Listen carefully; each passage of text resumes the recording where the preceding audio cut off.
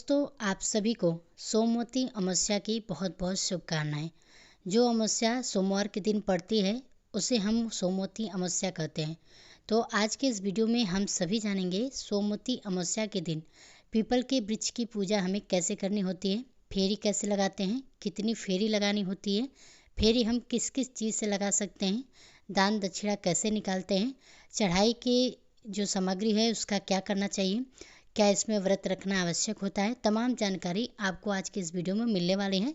तो वीडियो बहुत ही महत्वपूर्ण है, आप वीडियो को अंत तक जरूर देखिएगा। सोमवती अमावस्या का जो पूजन है वह हमें सुबह सवेरे सूर्योदय होने के बाद में जल्दी जल्दी से कर लेना चाहिए, क्योंकि इसमें जब तक फेरी नहीं लगाते, पूजा नहीं करते, तब तक जल की एक बूंद भी ग्रहण नहीं की जाती है। तो आप सुबह जल्दी कर लेंगे तो आपको बहुत ज़्यादा भूखा प्यासा नहीं रहना पड़ेगा। और देखिए, किसी के यहाँ पे तो इसका व्रत किया जाता है, किसी के यहाँ पे फेरी लगाने तक ही व्रत किया जाता है। तो जैसे भी आपके यहाँ पर विधान हो आप वैसे कर सकते हैं। तो आपके घर के आसपास जहाँ भी कहीं पीपल का वृक्ष हो वहाँ पर आप अपनी सारी सामग्री लेकर जाइए। आसन आप घर से खुद लेकर जाइए और वहाँ पर आप पूजन करना प्रारंभ कर दें। और सबसे पहले हम पीपल को जल से सींचेंगे। पीपल देवता को यह जो जल है वह हमें अपने घर से ही भर कर लेकर आना है।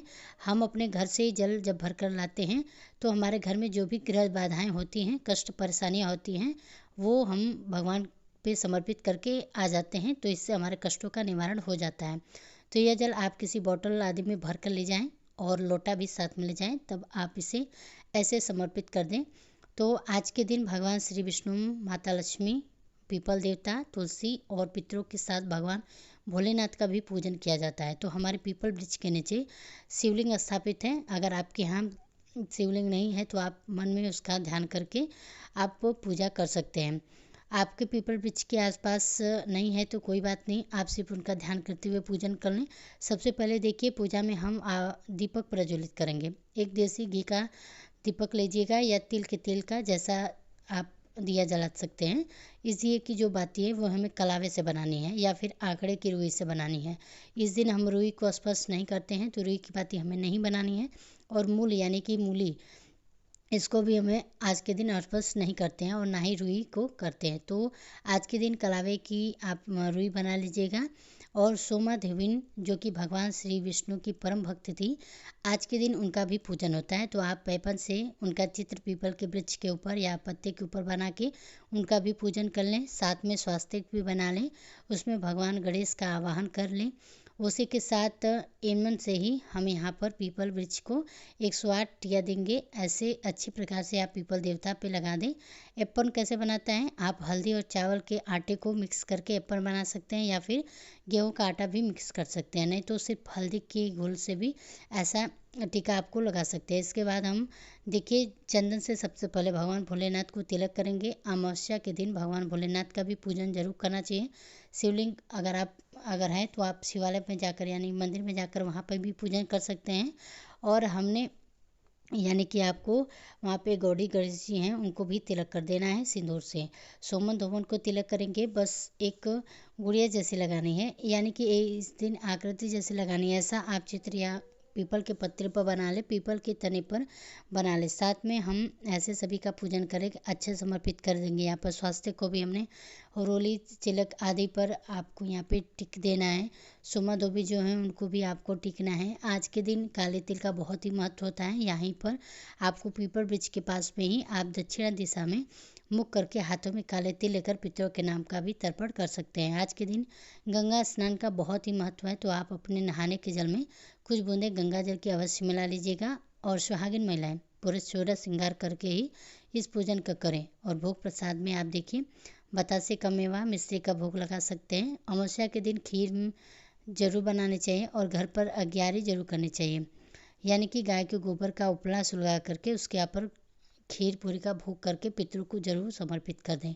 वस्त्र रूपी कलावा समर्पित कर देंगे। सोमा धोबिन को यहाँ पर हमने शिवलिंग के ऊपर वस्त्र रूपी कलावा समर्पित कर दिया है। यथासंभव दक्षिणा समर्पित कर देंगे। उसके बाद सभी को धूप दीप दिखा देंगे। सोमा धोबन जो है वो अमर सुहागन है, वह सभी को सुहाग देने वाले मानी जाती है। विष्णु भगवान की परम भक्ति थी, उन्होंने साहूकार की लड़की को भी सुहाग दिया था। तो ऐसे में उनकी पूजा आज के दिन हमें जरूर करनी चाहिए। सोमा धोबिन को हम श्रृंगार ऐसे सामग्री जो है उसको चढ़ा देंगे, 5 साल जितनी भी आपकी इच्छा हो। श्रृंगार की सामग्री आप चढ़ा सकते हैं। उसके बाद हम सोमा धोबिन को ऐसे सिंदूर लगाते हैं 5 बारी 7 बारी आप ऐसे सिंदूर लगाइए। जो सिंदूर आपके फिंगर में बच जाए आप उसे अपनी चूड़ी पर माथे पर अवश्य लगा लें। और उसके बाद देखिए हम यहाँ पर सात्विक को टीका करेंगे और पीपल देवता को भी ऐसे हम सिंदूर लगा देंगे। माता महालक्ष्मी का ध्यान करेंगे और अपनी मांग भी ऐसे सजा लेंगे सिंदूर से। उसके बाद हाथ में थोड़े से अक्षत या फूल लेकर के यहाँ पे सोमा धोबिन की कथा सुनी जाती है। सोमा धोबिन की कथा क्या होती है इसकी वीडियो आपको हमारे चैनल पर अलग से मिल जाएगा। आप वहाँ पे कथा सुन सकते हैं। उसका लिंक आपको वीडियो के डिस्क्रिप्शन पर या आपको वीडियोस कल अपलोड मिल जाएगी। सोमवती अमावस्या के पूजन में क्या क्या पूजन सामग्री लगेगी इसका वीडियो ऑलरेडी चैनल पर आ चुका है। आप वीडियो को अवश्य देख लीजिएगा।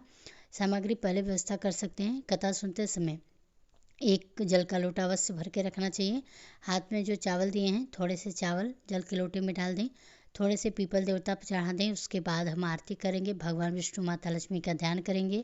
गौरी गणेश का ध्यान करेंगे। भोलेनाथ का ध्यान करेंगे। ऐसे और अपने पितरों का ध्यान करते हुए हम सभी की आरती कर देंगे। और हाथ में थोड़ा सा जल लेकर जो भी हमने दान दक्षिणा आदि सामान निकाले हैं उस इस प्रकार से प्रार्थना कर लेंगे। और उसके बाद हम कलावा लपेटते समय देखिए आप चाहे तो एक बारी में सारा कलावा लपेट दें। और उसके बाद में चाहे जितना कलावा आप लेकर गए हैं वो हमें तोड़ना नहीं होता है। सारा कलावा इस पर पे हम पीपल देवता जो है उसमें लपेट देंगे। आप चाहे तो कोई भी बड़ा सा वस्त्र भी लपेट सकते हैं। अगर कलावा लपेटते हैं तो हमें उसको ज़रूर लपेटना चाहिए। उसके बाद जो भी फेरी देने के लिए आप वस्तु ले गए हैं एक खाली प्लेट में हम रखते हैं और उनमें गिन करके हाथ में लेते हैं और एक एक करके चढ़ाते जाते हैं और प्रणाम करते जाते हैं। जब आप फेरी लगा लें तो मन में ही आप ओम नमो भगवते वासुदेवाय मंत्र का जप कर सकते हैं या फिर सोमा धोबिन को भी आप ध्यान कर सकते हैं। तो ऐसे देखिएगा फेरी आपको ड्राई फ्रूट से लगा सकते हैं या जो भी कुछ खाने पीने की चीज़ें हैं आपको उससे लगानी है 108 बार। अगर आपकी सामर्थ्य नहीं है आपका स्वास्थ्य अच्छा नहीं है तो देखिए अपने सामर्थ्य के अनुसार आप भी लगा सकते हैं। लेकिन वैसे इस पूजन में 108 बार परिक्रमा का ही विधान बताया गया है।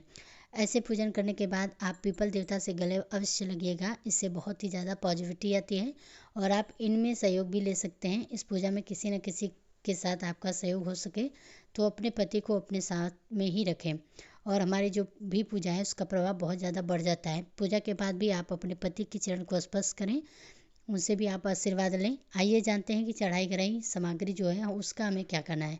जिस भी चीज़ से हमने फेरी लगाई है 108 की संख्या में जो चीज़ें हैं उनको आप वहीं पर दान कर दें। यानी कि उनमें उससे हमें अपने घर वापस नहीं लाना है। उसका प्रसाद किसी को भी घर नहीं ले जाना चाहिए।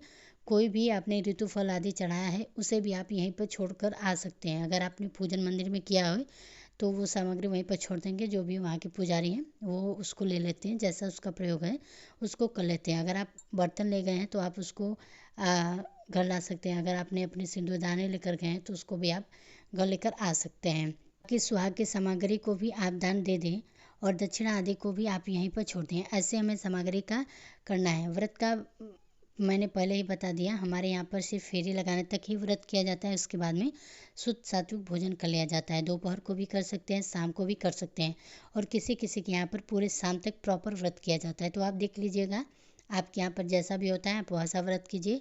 तो आज का यह वीडियो आपको कैसा लगा कमेंट बॉक्स में ज़रूर बताना। अगर वीडियो पसंद आई हो तो वीडियो को लाइक कीजिएगा। साथ ही अगर मेरे चैनल पर पहली बार है तो चैनल को सब्सक्राइब जरूर कीजिएगा।